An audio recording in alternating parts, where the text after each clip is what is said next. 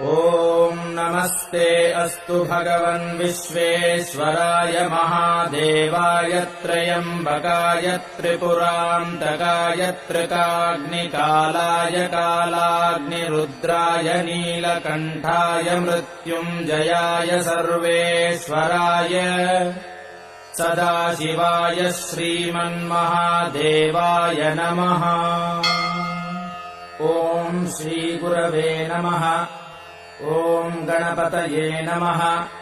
ॐ श्रीशिवाय नमः। ॐ स्थिराय नमः। ॐ स्थाणवे नमः। ॐ प्रभवे नमः। ॐ भीमाय नमः। ॐ प्रवराय नमः। ॐ वरदाय नमः। ॐ वराय नमः। ॐ सर्वात्मने नमः। ॐ सर्वविख्याताय नमः।